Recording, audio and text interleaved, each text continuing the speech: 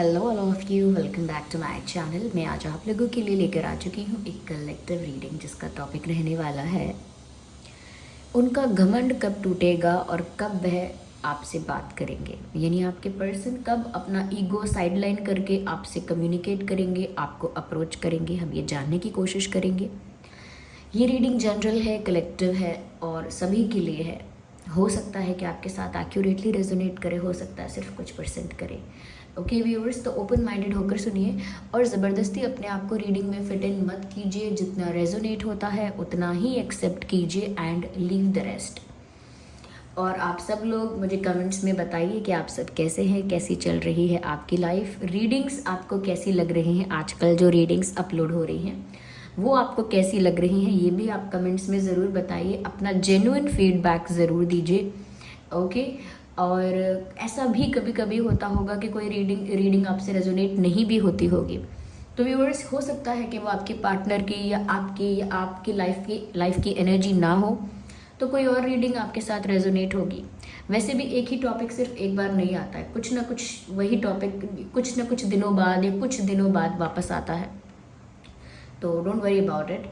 और कुछ लोगों ने मुझे कमेंट्स में बोला है कि मैम करंट फीलिंग्स का एक वीडियो तो डेली जो आपने कहा था वो लेकर आओ, तो वो सही बात है, आप लोगों को पसंद भी बहुत है वो, या कहीं ना कहीं आप लोग जितना फ्रीक्वेंट जानना चाहते हो कि क्या चेंज आया है करंट फीलिंग्स में, किस तरह का फ्लक्चुएशन है एनर्जी में, तो ठीक है, ला सकते हैं डेली। ओके व्यूअर्स, तो चलिए रीडिंग स्टार्ट करते हैं। देखते हैं कि उनका घमंड कब टूटेगा और वह कब आपसे बात करेंगे। और ये टॉपिक भी किसी ने सजेस्ट किया था, 2-3 दिन से मैं ये सजेशन देख रही हूँ और इस कमेंट पर शायद लाइक भी थे काफ़ी, तो ये कमेंट मुझे लगा कि सब लोगों को अच्छा लगा है, सब लोग चाहते हैं इसी टॉपिक पर हो। So here I am with this topic. Okay, चलिए रीडिंग स्टार्ट करते हैं। ये बैकग्राउंड नॉइज़ कुछ आ सकता है because of the construction work going on outside, तो कुछ ऐसा नॉइज़ आ सकता है। Please try to focus on my voice, ठीक है? आप मेरी आवाज़ पर फोकस करने का प्रयास करें। आइए चलिए,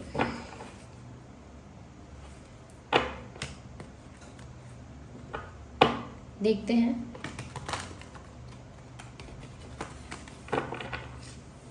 देखते हैं यहाँ पे हम शफल तो कर लिया है अच्छे से। पहला कार्ड है page of wands. Oh no, ये कार्ड मेरे हाथ से स्लिप तो हुआ है। I should consider this one.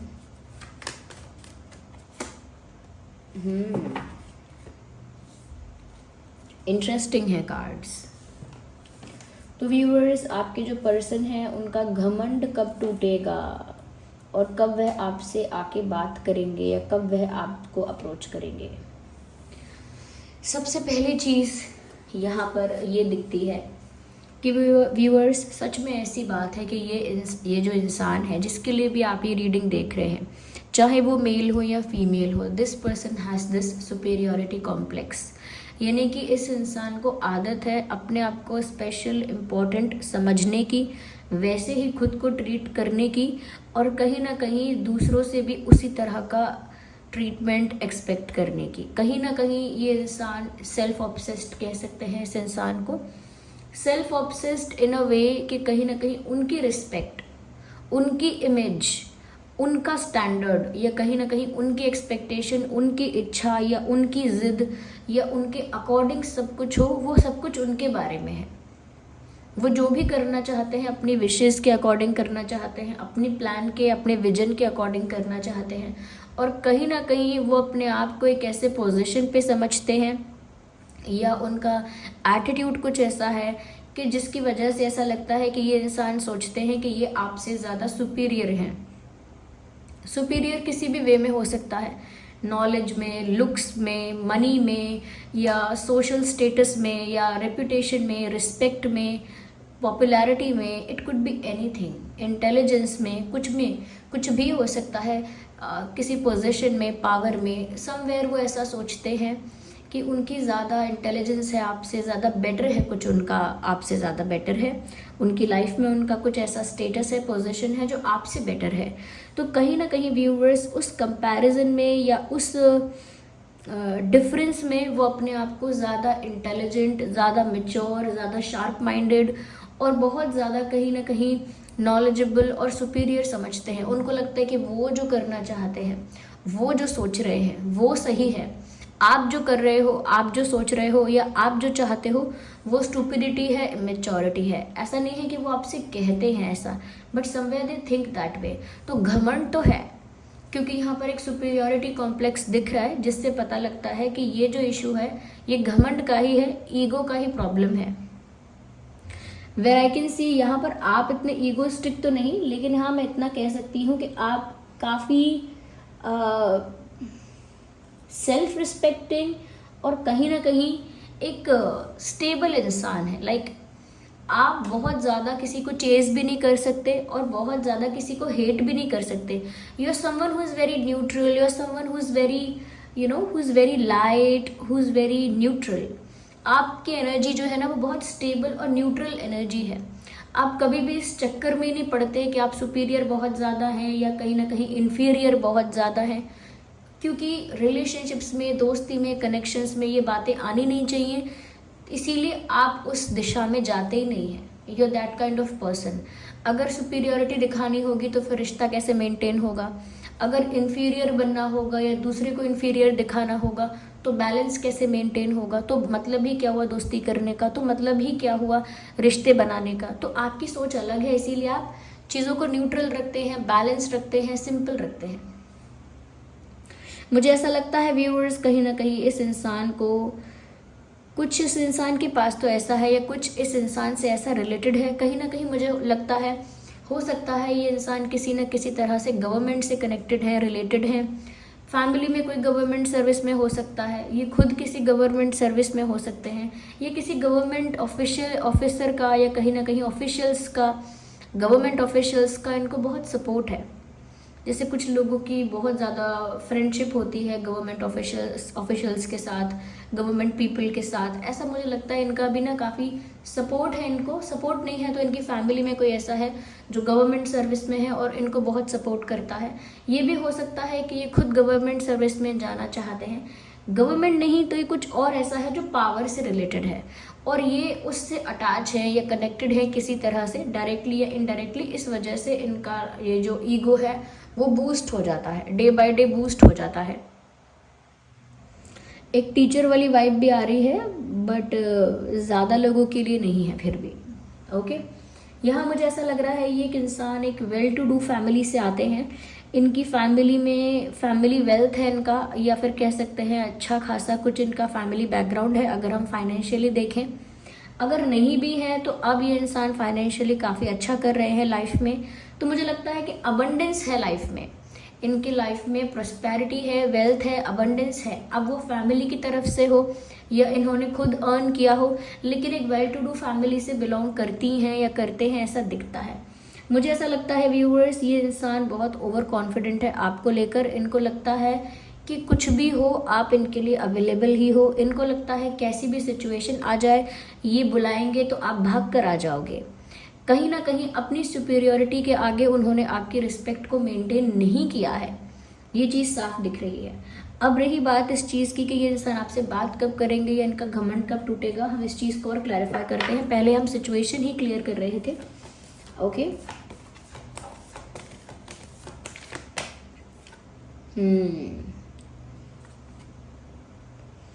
एक अनवांटेड डिपार्चर यहाँ पर ज़रूरत है, एक अनवांटेड डिपार्चर की। चाहे आप इनसे दूर ना जाना चाहें, चाहे आप इन्हें फॉलो करना, चेस करना या कहीं ना कहीं इनको अप्रोच करना छोड़ना ना चाहें, इनसे मूव ऑन ना करना चाहें, इनको भूलना अगर आप ना भी चाहें, तो भी आपको अनवांटेड ही सही लेकिन एक डिपार्चर की यहाँ पर बहुत ज़रूरत है। आपको यहाँ से जाना होगा एज इन कहीं ना कहीं अपनी सेल्फ रिस्पेक्ट को मेंटेन करना होगा, जिस सेल्फ रिस्पेक्ट को ये इंसान मेंटेन नहीं कर रहे हैं आपके लिए। वैल्यू नहीं कर रहे हैं आपके प्रेजेंस की, वैल्यू नहीं कर रहे हैं आपके एफर्ट्स की, इम्पोर्टेंस नहीं दे रहे हैं आपकी अवेलेबिलिटी को, या कहीं ना कहीं आप इनके लिए जो करना चाहते हैं, जैसी आपकी सोच है इनके लिए, जितना केयर और प्यार है आपके मन में इनके लिए, वो सब चीज़ों को अगर ये इंसान वैल्यू नहीं दे रहे हैं, then you have to earn that respect. और उसके लिए व्यूवर्स कहीं ना कहीं आपको यहाँ से जाना होगा। ना, ये भी बात क्लियर है कि ना चाहते हुए भी जाना होगा। Even if you don't want to, you have to leave और यू शुड लीव।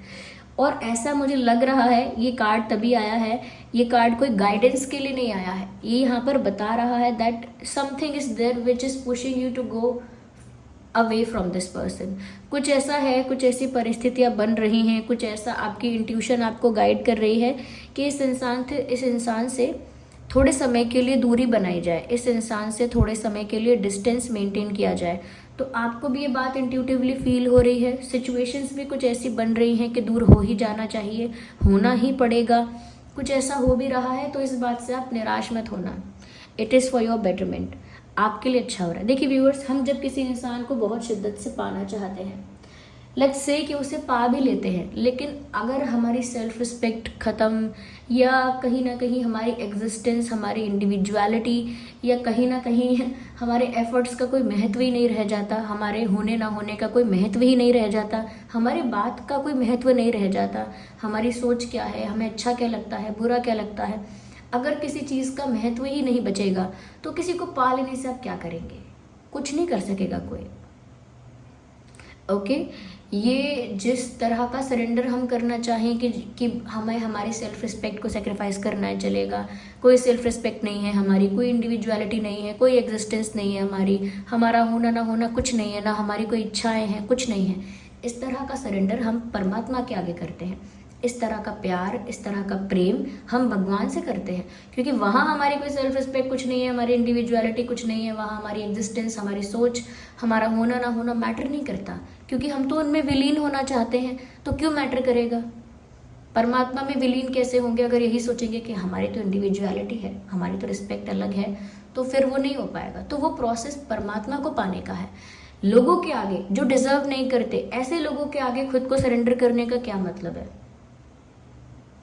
ओके, तो छोटा सा एग्जाम्पल देना चाहूँगी। जैसे आपने महाभारत देखा भी होगा, सुना भी होगा, कुछ लोगों ने पढ़ा भी होगा, कुछ लोगों ने मतलब ज़्यादा टीवी सीरियल्स में लोग ज़्यादा देखते हैं, पढ़ते कम है, तो देखा होगा शायद। तो आपने देखा होगा जो अंगराज कर्ण थे, वो जो थे वो बहुत धर्म जानते थे और वो कहीं ना कहीं बहुत केपेबल भी थे, लेकिन उन्होंने ना अपने आप को सरेंडर किया। किसको?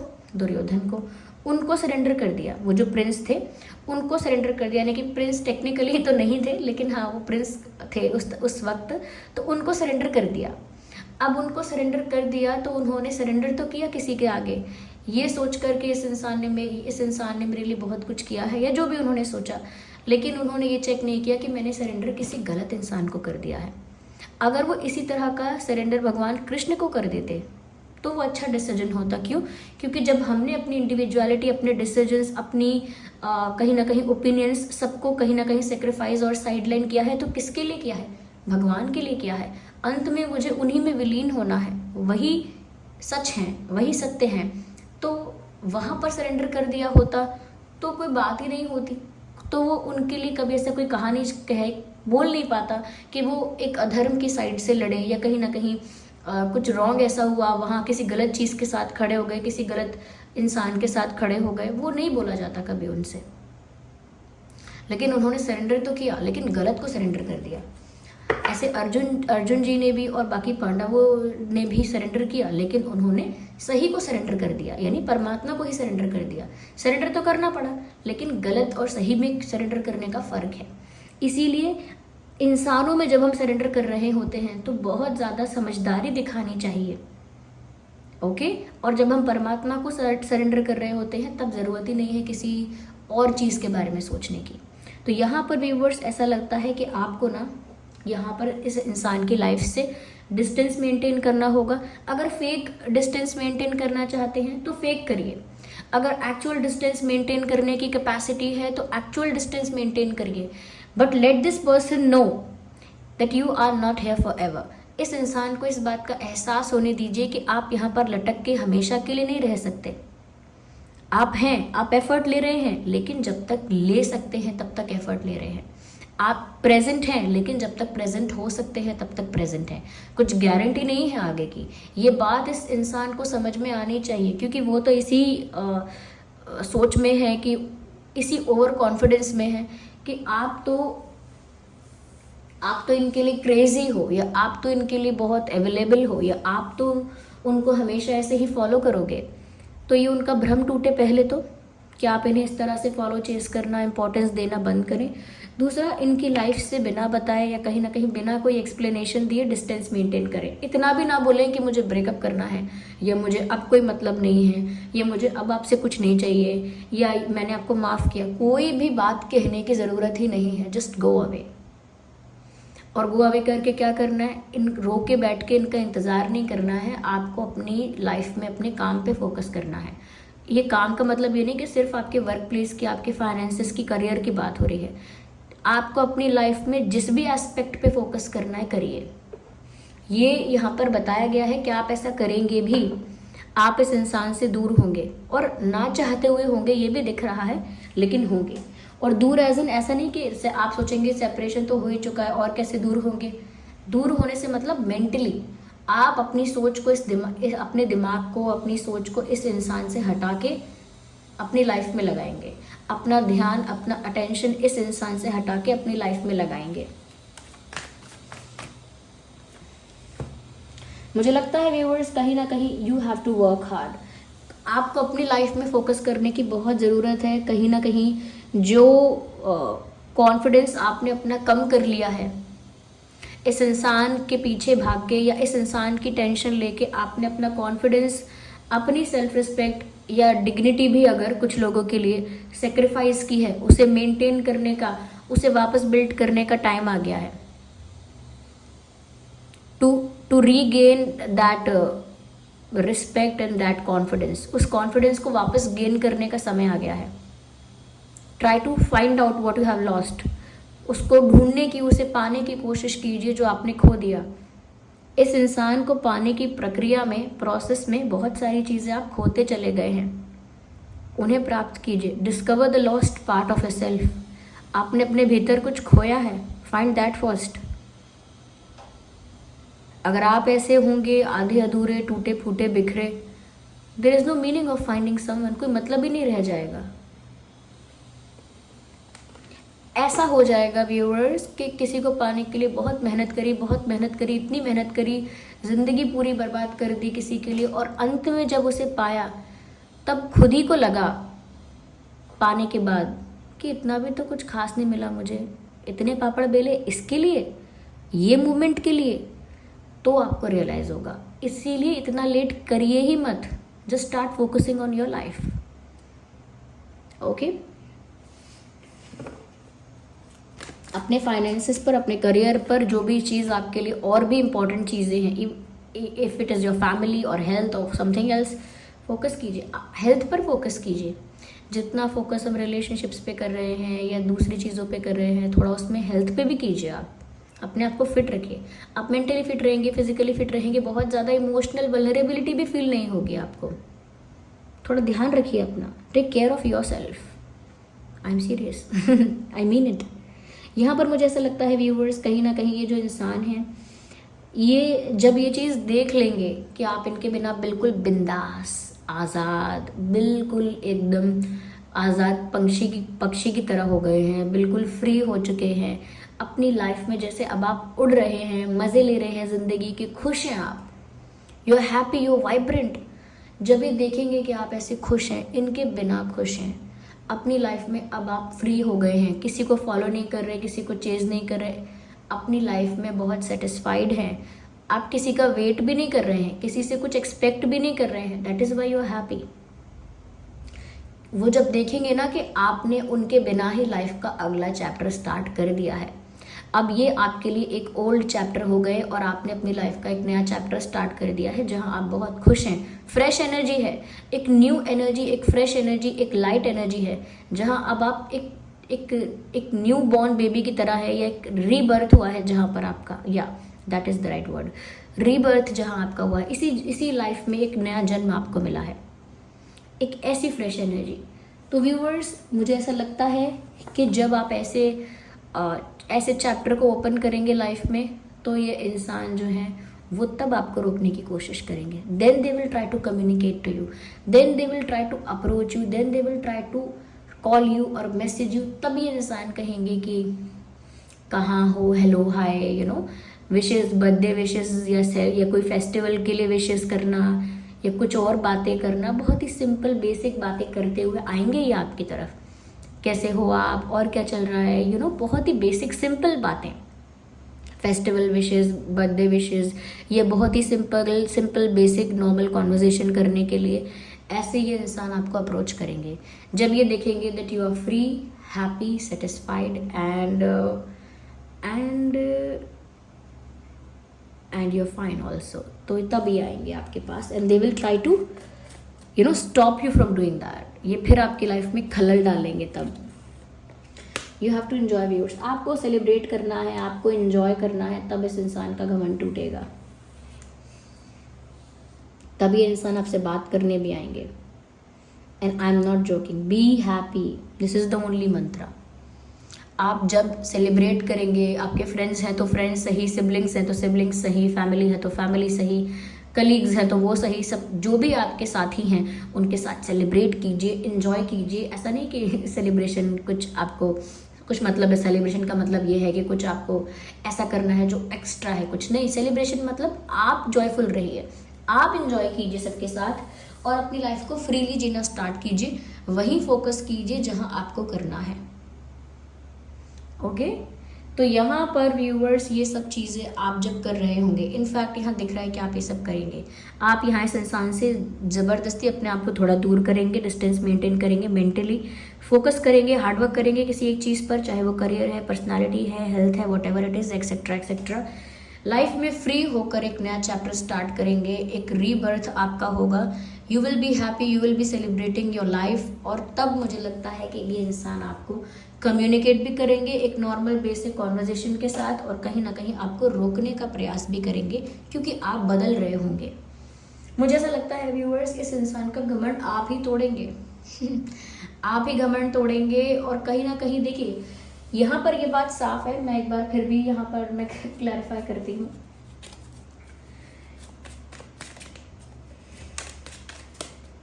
Okay, I should pick this card, sun card है, इंजॉय सक्सेस एंड हैप्पीनेस। मैं बस यही देख रही थी, ये गाइडेंस में भी यही कार्ड आया है आपके लिए, ये करेंगे आप, ये बात तो दिख ही रही है। यहाँ पर गाइडेंस में भी सन का कार्ड आया, सन का कार्ड सबसे पॉजिटिव कार्ड होता है viewers.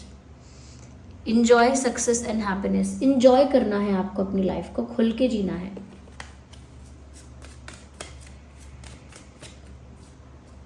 One card at one time,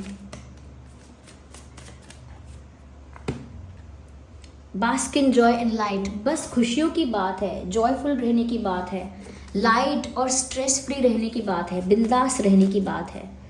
okay, that is there. Let's take the last card from this deck only. Take care of your needs. Right. Take care of your needs, viewers. आपकी life में क्या desires हैं, आपकी क्या इच्छाएं हैं, आपकी क्या रिक्वायरमेंट्स हैं, आप क्या करना चाहते हैं, आपको क्या चाहिए, आप क्या करना चाहते हैं, आपकी क्या नीड्स हैं, आप उन पर ध्यान दीजिए। ये इंसान आपकी नीड नहीं है, हो सकता है आपका प्यार हो, लेकिन नीड नहीं है आपकी। We choose to love, when we fall in love we choose. तो इसको एक नीड मत बनाइए, आपकी जो नीड्स हैं आप उन पर ध्यान दीजिए। आप भी तो कुछ चाहते होंगे, आपकी भी तो लाइफ से कुछ एक्सपेक्टेशन होंगी, या सिर्फ सारी एक्सपेक्टेशन पार्टनर से ही होंगी। I am not telling you what to do. यहाँ पर आपको क्या गाइडेंस है, मैं बस वो बता रही हूँ कि आपको क्या चाहिए लाइफ में, आप उस पर ध्यान दीजिए और इन्जॉय कीजिए अपनी लाइफ को। जब तक आप अपनी लाइफ को इन्जॉय नहीं करेंगे, खुश नहीं रहेंगे, वो चीज़ रिफ्लेक्ट नहीं होगी आपकी लाइफ में। यानी जब तक खुद खुश नहीं रहेंगे, जब तक अपने आप खुश नहीं रखेंगे, अपनी लाइफ में खुश नहीं रहेंगे, तब तक वो खुशी आप मैनिफेस्ट नहीं कर पाएंगे। Okay, happiness is a natural phenomena and misery is our own creation.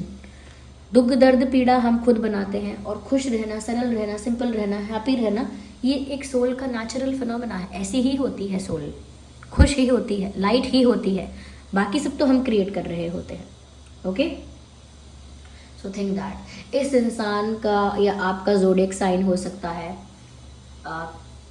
Cancer, Scorpio, Pisces and Gemini, Libra, Aquarius, Aries, Leo, Sagittarius and Taurus, Virgo, Capricorn. सभी साइंस यहाँ पर हैं because we have cups, we have pentacles, we have wand and we have swords also. Okay, yes. अगर important dates और months की बात की जाए तो इम्पॉर्टेंट डेट जो हो सकती है वो हो सकती है 6/16/26, 8/18/28, 10/20/30, 5/15/25, yeah, 5/15/25, 4/14/24,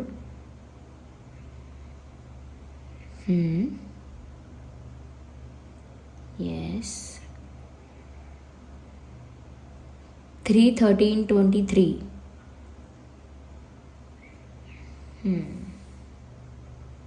9/19/29।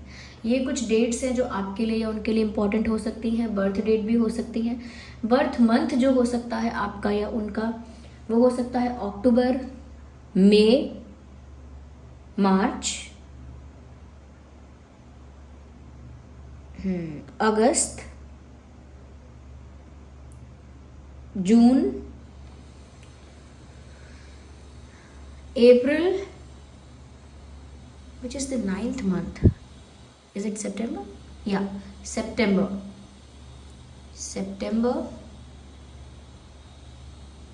ये कुछ महीने हो सकते हैं जिसमें आपका या उनका डेट ऑफ बर्थ हो सकता है। Okay viewers, so this was the reading. I hope ये रीडिंग आपके लिए हेल्पफुल और रिलेटेबल रही है। Tell me in the comments में बताइए कितनी हेल्पफुल रही है ये रीडिंग, कितना आपको गाइड किया है इस रीडिंग ने, कितनी रिलेटेबल है आपकी सिचुएशन के साथ। ओके, और कमेंट करके बताएं कौन सा पार्ट रेजोनेट करता है। कोई सजेशन अगर आप देना चाहते हैं सजेशन दीजिए, आपका जेन्युइन फीडबैक मुझे चाहिए। I am needy for that feedback, तो वो फीडबैक मुझे चाहिए। और अगर आप नए हैं इस चैनल पे, वेलकम। आप सब्सक्राइब करें चैनल को, बेल आइकन को प्रेस करें और बन जाए हमारी छोटी सी यूट्यूब फैमिली का हिस्सा, ड्रीम टैरो फैमिली का हिस्सा। ओके, चलिए फिर मिलते हैं अगली रीडिंग में। तब तक के लिए bye family, bye angels, love you all, take care.